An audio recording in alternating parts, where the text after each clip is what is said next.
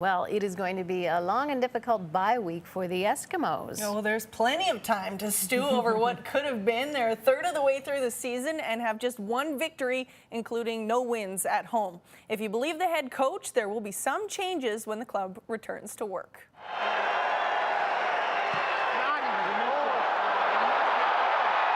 We will be better. We got to find a way. You know, it's embarrassing to come here in front of our fans and do this again. Definitely, obviously, we have to change some things because we're 1-5, and we've lost games that we felt we should have won, and that's from our lack of execution.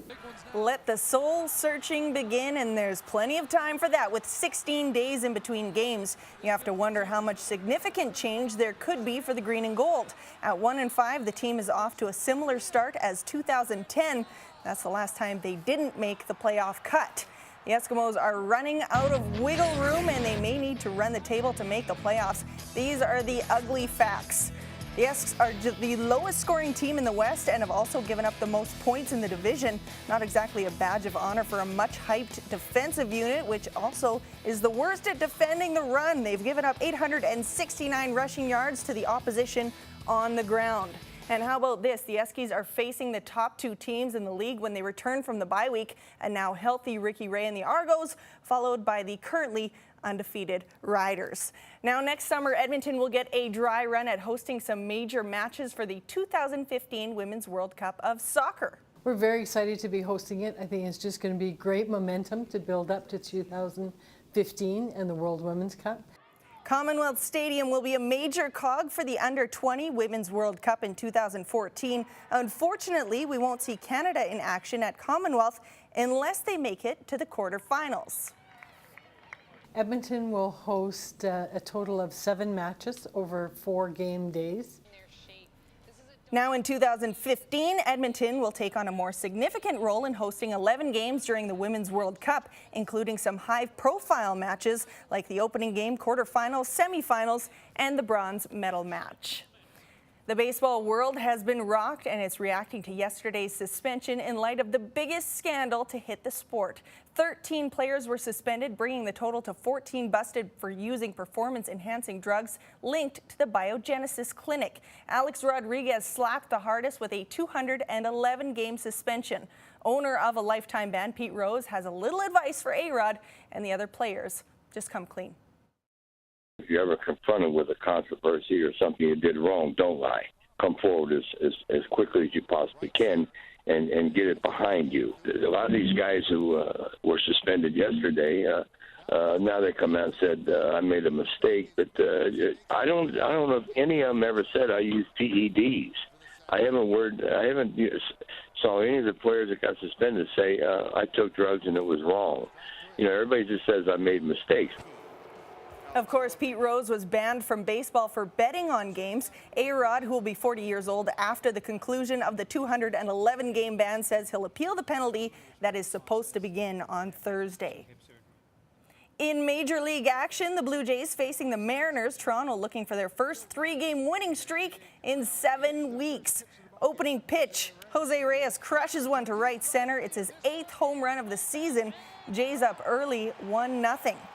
Bottom third, Josh Johnson fans Brad Miller. Then Nick Franklin is caught looking at strike 3.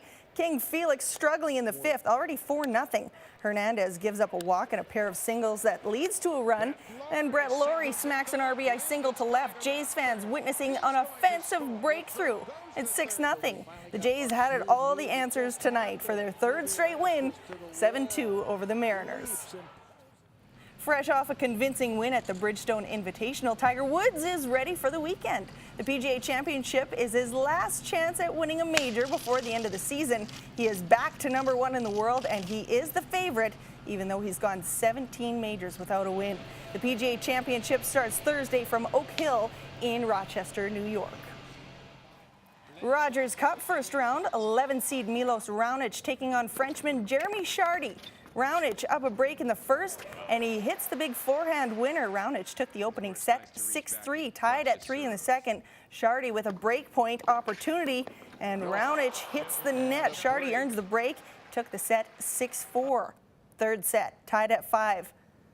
Raonic unleashes a cannon of a serve, one of his 12 aces in the match. Raonic held on for a 6-5 lead. Shardy had him on the run in the last game, but he sends the forehand into the net as Raonic takes it in 3-set. He moves on to the second round. Vernon, BC's Vasek Pospisil taking on American John Isner, who's made the back-to-back ATP finals. Pospisil lost the first set 7-5. Second set needed the tiebreak. His backhand is too much for Isner. Pospisil would win the tiebreak, forcing a deciding third set. They'd need another tiebreak. Pospisil up 5-4. He comes to the net and he puts away one of his 50 winners. The 71st ranked Pospisil takes down the 20th ranked Isner, advancing to the second round. Over to the arrogant and always entertaining Tony Stewart from NASCAR. You mortals have got to learn. You guys need to watch more sprint car videos and stuff. It was not a big deal. It's starting to get annoying this week about that. So that was just an average sprint car wreck.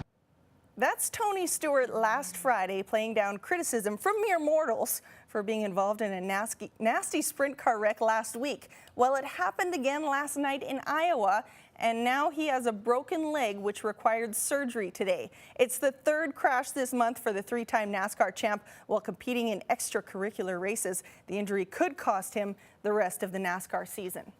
Finally tonight, an entertaining way to sell a product. Football on your phone, that's what I said. It's football on your phone, you can watch it in bed. Take it with you wherever you go. Show your friends and watch them all go home. NFL quarterback brothers Eli and Peyton Manning are starring in a new TV commercial for DirecTV. Definitely a playful and fun way to get your message across. And now the song is in my head for the rest of the night. They look great. I love those white sunglasses. It's very 80s, 90s. Yeah, they were into it too, having fun. Yeah, for sure. All right, well, we'll have to watch that when it pops up on the TV, and the song will get in all of our heads because we are just mere mortals. Yes.